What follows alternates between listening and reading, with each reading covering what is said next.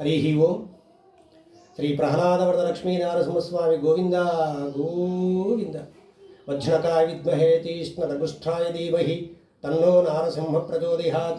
మహాదేవ్యై చ విద్మహే విష్ణుపత్నీ చ ధీమహి తన్నో లక్ష్మీ ప్రచోదయాత్.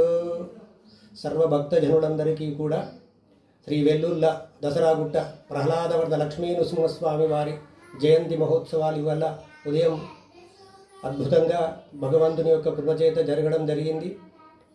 ఇక్కడ మనకు కనిపిస్తున్నటువంటి రెండు బండలు పగిలి ఉన్నటువంటివి స్వామివారు స్వయంభూ తనము స్వయంగా వెలిసినటువంటి లక్ష్మీ నరసింహస్వామి వారు, పైగా శాలిగ్రామ విగ్రహం అది.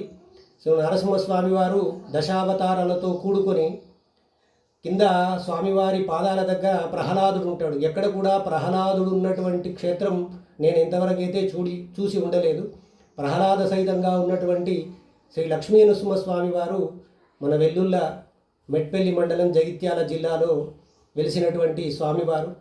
అనాదిగా పూర్వకాలం నుంచి కూడా శాతవాహన కాలం నుంచి మొదలుకొని ఇప్పటి వరకు కూడా ప్రతిరోజు దీపధూప నైవేద్యాలు జరుగుతున్నటువంటి మహత్క్షేత్రం. ఈ మధ్యకాలంలో భక్తులందరూ, తర్వాత దేవాదాయ శాఖ వారు భక్తులందరూ కూడా చేరి కొద్దిగా దేవాలయాన్ని పునర్నిర్మాణ భాగంలో చాలా అద్భుతంగా తీర్చిదిద్దడం జరిగింది.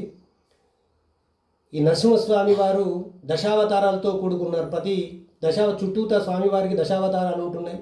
లక్ష్మీ సమేతుడై వామాంకమునందు లక్ష్మీ సమేతుడున్నటువంటి లక్ష్మీ నరసింహస్వామి వారు చాలా విశేషంగా ఫలప్రదంగా కోరిన కోరికలు ఇచ్చేటువంటి స్వామి.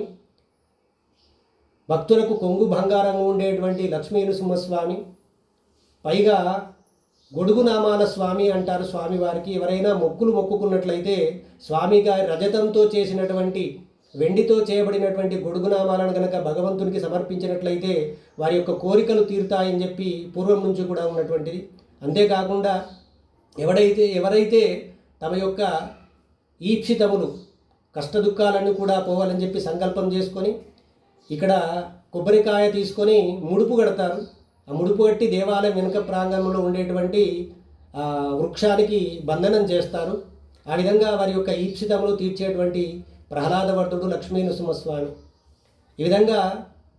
అదేవిధంగా ఈ ప్రతి పున్నము నుంచి కూడా చాలామంది భక్తులు కోరిన మీదట అరుణాచలం వెళ్తున్నాం, అదేవిధంగా కొండగట్టు వెళ్తున్నాం, మన లక్ష్మీ నరసింహస్వామి దసరా గుట్ట ఉంది కదా, ఆ గుట్టకు గిరి ప్రదక్షిణ ఏర్పాటు చేయండి అని కోరడం వలన ఈ మధ్యకాలంలో గిరి ప్రదక్షిణ కూడా ఏర్పాటు చేయడం జరిగింది. ఉగాది నుంచి మొదలుకొని రేపు పౌర్ణిమ, వైశాఖ పూర్ణిమ, చాలా విశేషమైనటువంటి ఫలప్రదం కలిగినటువంటి మాసము. తర్వాత రేపు తిథి పౌర్ణిమ తిథి. రేపు ఉదయం 7 గంటలకి గిరి ప్రదక్షిణ ఉంటుంది. భక్తులు గిరి ప్రదక్షిణ చేయడం వల్ల ఈప్సితములు కోరుకొని మనం ఉండేటువంటి ఆరోగ్యాన్ని ప్రసాదించేవాడు కాబట్టి లక్ష్మీ నరసింహస్వామి ఆ ఆరాధన చేసేటువంటి వారికి రేపు గిరి ప్రదక్షిణ చేసుకున్నట్లయితే భగవంతుని అనుగ్రహం మీ అందరికీ కూడా లభిస్తుందని తెలియజేస్తూ రేపు అందరూ కూడా వీలైనంత మంది భక్తులు ఎవరైతే కోరుకున్నారో వాళ్ళందరూ కూడా, ఆరోగ్యాన్ని కోరుకునే వాళ్ళందరూ కూడా, భగవత్ కృపను కోరుకునే వాళ్ళందరూ కూడా రేపు 7 గంటలకి గిరి ప్రదక్షిణలో పాల్గొనవలసిందిగా మీ అందరికీ తెలియజేస్తూ, గిరి ప్రదక్షిణలో ఎవరూ ఉండరు, మనంగానే సంకల్పం చేసుకొని కింద మెట్ల దగ్గర కొబ్బరికాయ కొట్టుకొని ప్రదక్షిణ చేసి రావడమే. 7 గంటల నుంచి 10 గంటల వరకు ఎంతమందికి వీలైతే అంతమంది గిరి ప్రదక్షిణ చేసుకొని దైవ దర్శనం చేసుకొని వెళ్ళడమే. దీనికి ఖర్చు వెచ్చం అంటూ ఏమీ ఉండదు. మన సంకల్పము ఆరోగ్యరీత్యా ఏర్పాటు చేసేది కాబట్టి దీని వెంట అయ్యగారులు కానీ మిగతా వాళ్ళు కానీ వచ్చేది ఏమి ఉండదు. మన సంకల్పం చేసుకొని మనం మాత్రమే గిరి ప్రదక్షిణ చేసుకోవాలి. మన ఆరోగ్యాన్ని కోరుకొని సంకల్పం చేసుకొని మాత్రమే గిరి ప్రదక్షిణ చేసుకోవాలని కోరుతూ అందరికీ కూడా సర్వజనులందరూ కూడా భగవంతుడు ప్రహ్లాదవర్ధ లక్ష్మీ నరసింహస్వామి కృపాకటాక్ష సిద్ధి అందరికీ కలగాలని చెప్పి ప్రతి ఒక్కరూ కూడా ఈ వెల్లుల్ల గ్రామంలో ఉన్నటువంటి వాళ్ళు, తెలంగాణ ప్రాంతంలో ఉన్నటువంటి వాళ్ళు, భారతదేశంలో ఉన్నటువంటి వాళ్ళందరికీ కూడా యోగక్షేమాలు కలగాలని చెప్పి భగవంతుని ప్రార్థిస్తున్నాం. అదేవిధంగా ఇప్పుడు మనకు పాకిస్తాన్తో జరుగుతున్నటువంటి యుద్ధం, ఆ యుద్ధంలో కూడా మన వీరులు చాలా త్యాగం చేస్తున్నారు. మన దేశం కూడా చాలా కట్టుదిట్టంగా నిలబడి ఉంది. వాళ్ళందరికీ కూడా విజయం లభించాలి. తప్పకుండా ఉగ్రవాదం అనేది లేకుండా అటు పాకిస్తాన్లో ప్రజలు సౌమ్యంగా జీవించాలి, మనం కూడా సౌమ్యంగా జీవించాలి. ఉగ్రవాదం అనేది ప్రపంచమంతా కూడా ఉండకూడదని చెప్పి భగవంతుని ప్రార్థిస్తూ అందరికీ శుభం కలగాలని, సర్వే జనా సుఖినో భవంతు, లోకాస్తమస్తా సుఖినో భవంతు. లక్ష్మీనారసింహస్వామి గోవిందా గో